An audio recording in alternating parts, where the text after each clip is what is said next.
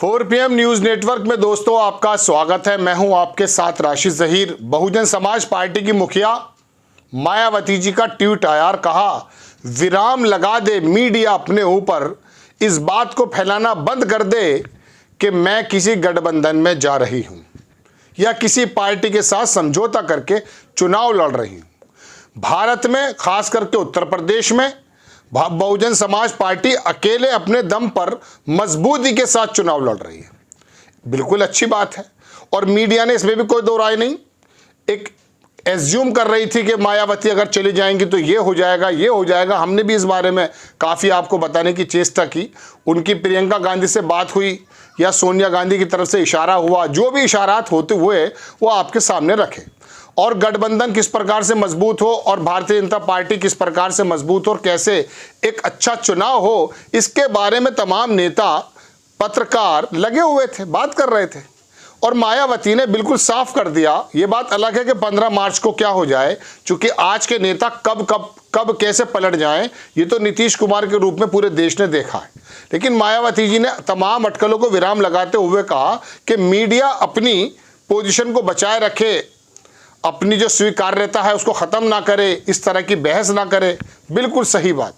लेकिन इतना बता दें भारत बहुजन समाज पार्टी के नेता या मायावती जी कि दलित चिंतक जो आवाज़ें उठा रहे हैं, जो अपना दर्द बयान कर रहे हैं, काशीराम के समय से जो इस मुहिम को और कह सकता हूँ इस पार्टी ने जिस उद्देश्य को लेकर समाज में कदम रखा, उसको बर्बाद होते हुए जो दलित चिंतक चीख रहे हैं एक ज़माने से कि मायावती जी आप ऐसा ना करें, आप ऐसा ना करें, आप जो हैं अपने इस मुहिम की रक्षा करें, उसके बारे में कौन विराम लगाने को कहेगा। हमने अभी आपको दर्शकों बताया और आपने भी देखा कि दलित चिंतक हों या बाम सैफ के लोग हों या बहुत सारे ऐसे पत्रकार जो काशीराम के उस मुहिम से, उस एजेंडे से प्रभावित होकर उन नीतियों को ज़मीन पर लाना चाहते हैं। कहने का मतलब ये कि वो लोग जो परेशान थे उन पर विराम कौन लगाएगा। वो तो राजनीति की, जो कह सकता हूँ कि ज़मीन की राजनीति में या एक्टिव पॉलिटिक्स में एक्टिव नहीं है। वो लोग तो ना एमपी का चुनाव लड़ते हैं, ना विधानसभा का चुनाव लड़ते हैं, ना चुनाव से पहले ना चुनाव के बाद कोई फ़ायदा लेने की कोशिश करते हैं। लेकिन फिर भी इस वाले मिशन को जो काशीराम जी ने शुरू किया था, इसको बचाने की, इसकी हिफाजत करने की बातें वो बराबर कर रहे हैं सोशल मीडिया पर। गोदी मीडिया तो उसको बताता ही नहीं है। तो उसके दर्द के बारे में मायावती जी क्या कहेंगी, एक बात। दूसरी बात यह कि अकेले अपने दम पर मजबूती से चुनाव लड़ेंगी। क्या आप समझते हैं कि आम जनता, वोटर इतना बेवकूफ़ है कि आपकी इस बात में आएगा? 2022 में आप कितनी मजबूती से चुनाव लड़ी थी, ये तो पूरे देश ने देखा है। काशीराम ने जो ताकत आपको दे दी थी, उस ताकत को बिखरते हुए आपने अपने मंसूबों से किया कि एक विधायक आपका आया और अमित शाह जी को यह कहने पड़ा आधे इलेक्शन के बाद के मायावती को बोलना चाहिए, आप चुप थी। गोया कि आप बैकडोर से भारतीय जनता पार्टी की मदद कर रही थी, ऐसे आरोप आप पर लगते हैं। तो दोस्तों बात यह है कि मजबूती से चुनाव लड़ेंगी भी या नहीं, दिल से चुनाव लड़ेंगी भी या नहीं, या अपने वोट बैंक को पहले की तरह आसानी के साथ ट्रांसफर होते हुए या कराते हुए दिखेंगी भारतीय जनता पार्टी की तरफ। और भारतीय जनता पार्टी जहां कभी खुशी से, कभी किसी के बारे में ऐसे आरोप लगते हैं, हम तो नहीं लगा रहे, कभी कहते हैं कि साहब आप जो हैं खुशी से आ जाइए वरना डर, मतलब होता है ना, या तो आप हमारे साथ हैं या हमारे खिलाफ हैं। कभी किसी को लालच दिया जा रहा है, किसी को डर दिखाया जा रहा है। तो मायावती जी के बारे में हमारे प्रोफेसर साहब हैं, वो कहा करते थे कि मायावती कभी नहीं डरती, डरा नहीं सकता कोई भी। तो मैं आपको एक बात बता देता हूं, ये बाकायदा अमरोहा का जो सांसद है उसके बारे में भी और कई लोगों के बारे में कहा। कुंवर दानिश अली जो बहुजन समाज पार्टी से जीते थे, जब उन्होंने आवाज़ उठानी शुरू की लोकसभा में, तो मायावती जी ने कहा कि भारतीय जनता पार्टी वाले बड़े बदमाश लोग हैं। ऐसा टीवी के अंदर है, मैं अपनी तरफ से कोई बात नहीं कह रहा हूं, आप थोड़ा संभल कर बात कीजिए। यानी कि आप अपने सांसदों को भी नकेल में रखना चाहती हैं ताकि भारतीय जनता पार्टी के खिलाफ ना बोलें, तो डरने की तो बात ही अलग है। मायावती जी के भाइयों पे जो अकूत संपत्ति, मुलायम सिंह के समय में माली की नौकरी लगाई गई थी, ऐसा सुनते आए हम नोएडा में।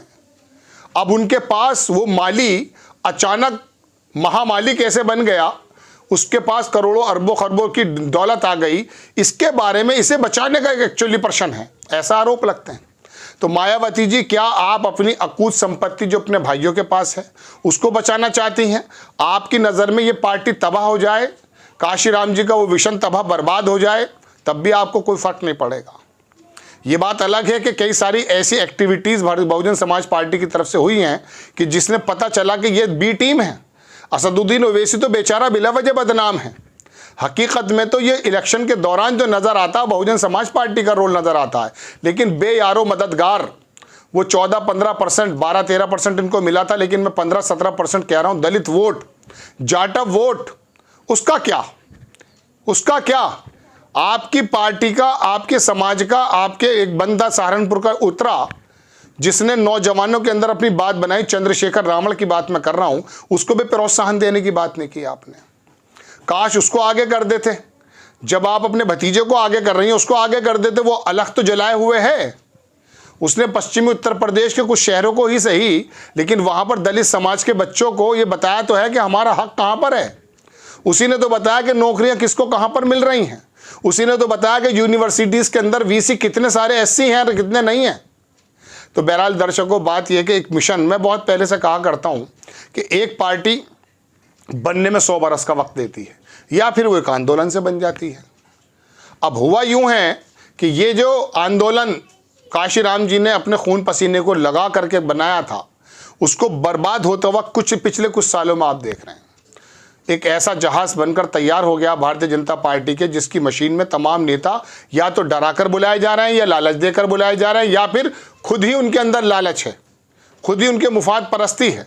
लेकिन मायावती जी के बारे में कहा यह जा रहा था कि 2024 में जब लोकतंत्र पर खतरा बताते हैं, उस समय शायद बाबा भीमराव अंबेडकर का लिखित रचित उस संविधान की रक्षा के लिए वो आएंगी और ऐसी ताकतों के खिलाफ जमकर खड़ी हो जाएंगी जो इस संविधान के खिलाफ बात करती हैं, या इस संविधान के खिलाफ जो है ख़त्म होने की बात उनसे जुड़े लोग करते हैं। लेकिन मायावती जी किस बारे में कह रही हैं तो आप जानते हैं। दो बातें हैं, मीडिया को तो आपने शांत कर दिया, बहुत से लोग टीआरपी के लिए इस काम को करते हैं, इसमें कोई दो राय नहीं है। लेकिन आप उन दलित चिंतकों के बारे में क्या कहेंगी? मैं दर्जनों लिस्ट बता सकता हूँ किसने क्या क्या लिखा है, ये भी मेरे पास बहुत सारी चीज़ें हैं, लेकिन मैं आपको क्या क्या बताऊं कि किसने क्या क्या लिखा है। ट्विटर पर एक बाढ़ सी आ गई है लोगों के लिखने की। कोई लिखता है कि ये भारतीय जनता पार्टी को फ़ायदा पहुंचा रही है, कोई कुछ कहता है, कोई कुछ कहता है।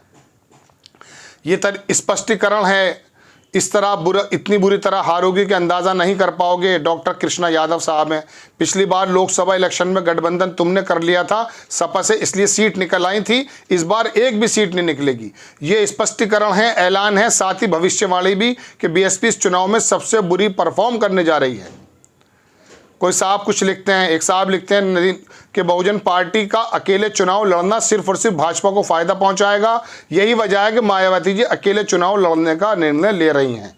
क्या मायावती ईडी सीबीआई से डरती हैं या कोई और डर सता रहा है?